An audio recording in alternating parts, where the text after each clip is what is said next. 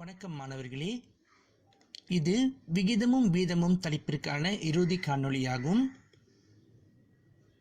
விகிதமும் வீதமும் தொடர்பான அன்றாட பிரச்சினை கணக்குகளை பற்றி நாம் இங்கு தொடர்ந்து கற்றுக்கொள்ள உள்ளோம். இக்காணொளியிலும் ஒரு கேள்வியும் அதற்கான வழிமுறையையும் நாம் கலந்துரையாட உள்ளோம். ஒரு பையில் சிவப்பு மற்றும் பச்சை நிற பலூன்கள் இருந்தன. சிவப்பு மற்றும் பச்சை நிற பலூன்களின் விகிதம் 3:4 ஆகும்.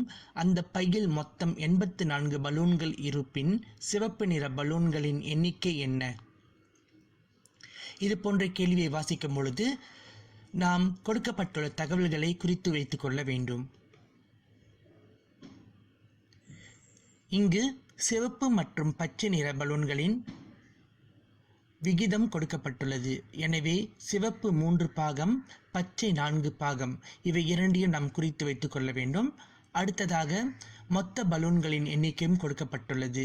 எனவே மொத்த பலூன்கள் முழுமைக்கு கீழ் எழுதப்பட்டுள்ளது.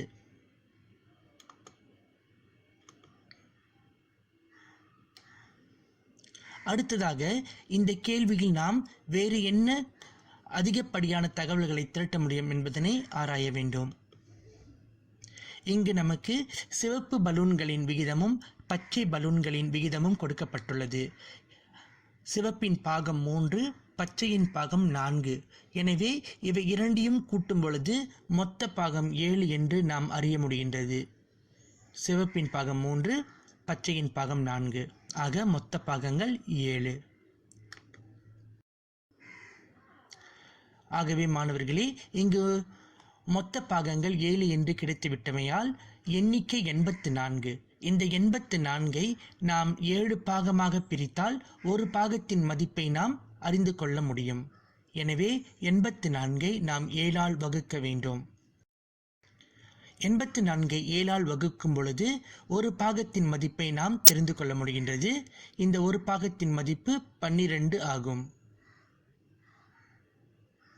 எனவே மாணவர்களே, இப்பொழுது நமக்கு ஒரு பாகத்தின் மதிப்பு தெரிந்துவிட்டமையால் இக்கேள்வியில் கேட்கப்பட்டுள்ள பாகத்தின் எண்ணிக்கையை நம்மால் சுலபமாக கண்டறிய முடியும். இக்கேள்வியில் நாம் கண்டறிய வேண்டியது சிவப்பு பலூன்களின் எண்ணிக்கை. எனவே சிவப்பு பலூன்களின் எண்ணிக்கை கண்டறிவதற்கு சிவப்பிற்கு கொடுக்கப்பட்டுள்ள பாகம் 3. எனவே 3 × 12 36 என்ற பதிலை நாம் பெற முடியும். ஆக சிவப்பு நிற பந்துகளின் எண்ணிக்கை 36 ஆகும். மீண்டும் மாணவர்களே, மொத்த எண்ணிக்கை 84, மொத்த பாகம் 7. ஒரு பாகத்தை கண்டறிவதற்காக 84ஐ 7 ஆல் வகுக்க வேண்டும். ஒரு பாகத்தின் மதிப்பு 12 என்று நாம் தெரிந்து கொள்ள முடிகின்றது. இப்பொழுது சிவப்பின் பாகம் 3 ஆகும். எனவே 3 × 12ஐ செய்தால் விடை 36 என்று நமக்கு கிடைக்கும். தொடர்ந்து இன்றைய பயிற்சி. ரவியும் அலியும் 600 ரிங்கிட்டை 2:3 என்ற விகிதத்தில் பகிர்ந்து கொண்டனர். ரவிக்கு கிடைத்த பணத்தின் மதிப்பு எவ்வளவு? இக்கேள்வியை செய்து உங்கள் ஆசிரியர்களுடன் கலந்துரையாடலாம் அல்லது இக்காணொளியின் கருத்து பகிர்வு இடத்திலும் உங்கள் பதிலை பகிர்ந்து கொள்ளலாம். நன்றி மாணவர்களே. இனி அடுத்த காணொளியில் சந்திப்போம்.